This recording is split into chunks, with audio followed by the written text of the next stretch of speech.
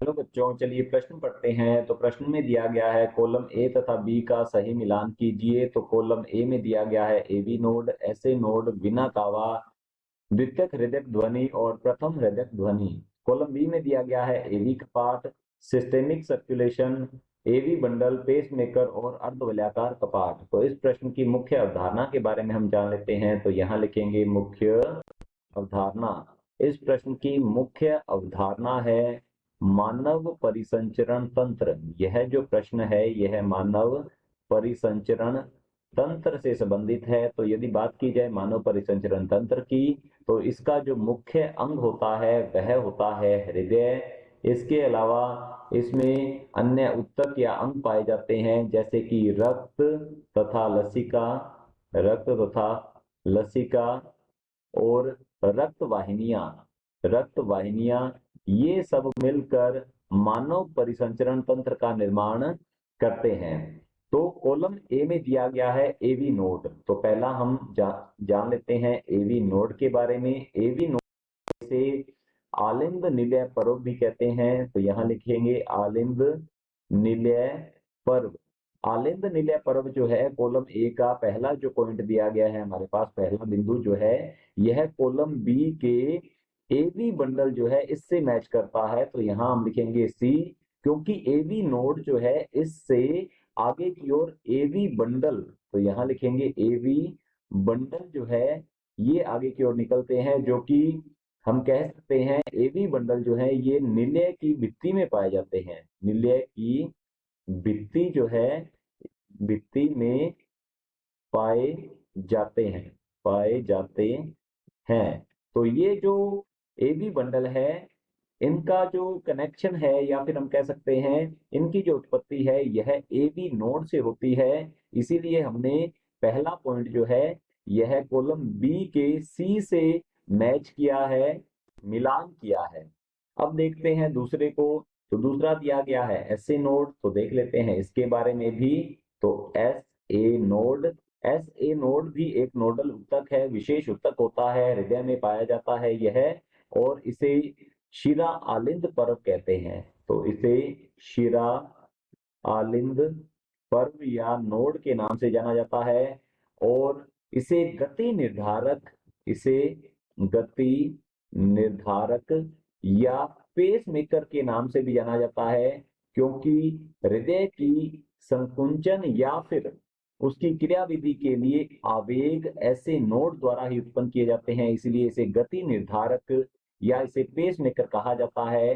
तो हमारा जो ऐसे नोड है कॉलम ए का दूसरा जो बिंदु है, यह कॉलम बी के चौथे बिंदु बी से मैच करेगा। तो यहाँ लिखेंगे हम बी। आगे की ओर दिया गया है हमारे पास विना कावा। तो जान लेते हैं हम, तीसरा बिंदु है हमारे पास विना कावा।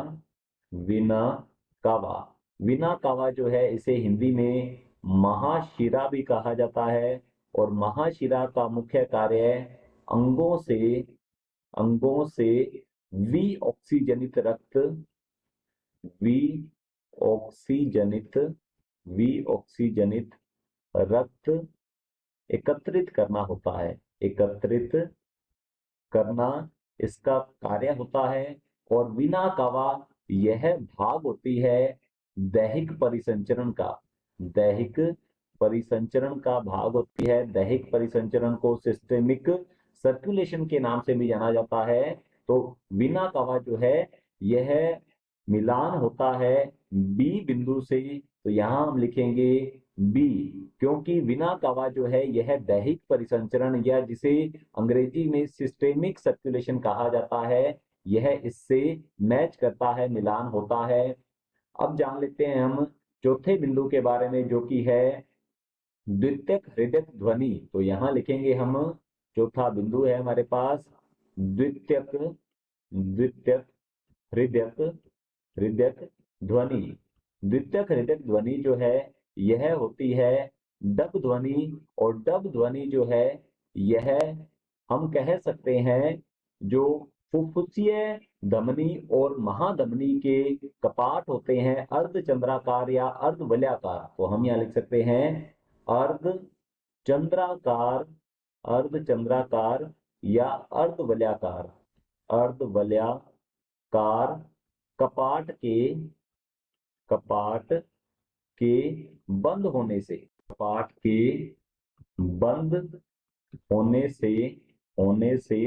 उत्पन्न होती है। तो यह होती है डब ध्वनि।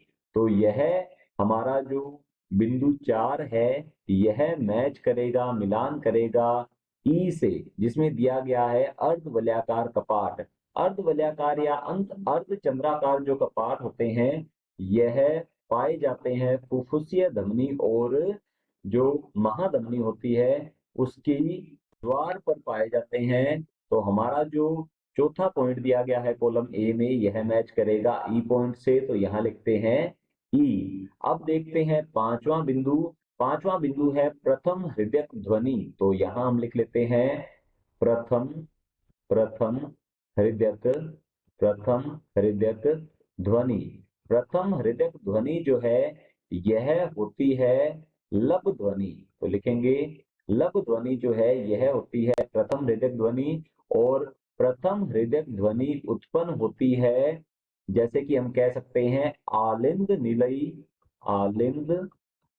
निलयी कपाट के बंद होने से। आलिंद निलयी कपाट जो होते हैं, अर्थात दाएं आलिंद और निलय के बीच में तथा बाएं आलिंद और निलय के बीच में जो आलिंद निलयी कपाट होते हैं, उनके बंद होने से, कपाट के बंद होने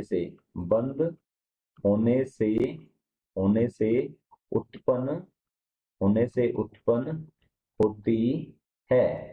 तो यह ध्वनि आलिंद निलयी कपाट के बंद होने से उत्पन्न होती है। आलिंद निलयी कपाट को अंग्रेजी में एट्रियोवेंट्रिकुलर कपाट भी कहा जाता है। इसे एवी कपाट के नाम से भी जाना जाता है। तो हमारा जो पांचवा बिंदु है, यह कॉलम बी के ए बिंदु से बिल्कुल सही सुमेलित होता है। तो हमारा जो प्रश्न है कॉलम ए तथा बी का सही मिलान कीजिए। हमने कॉलम ए में दिए गए पहले बिंदु को बिल्कुल सही तरीके से कॉलम बी के सी बिंदु से मिलान किया है, दूसरे को डी से, तीसरे को बी से, चौथे को ई से और पांचवें को ए से मिलान किया है। यह हमारे प्रश्न का उत्तर होगा।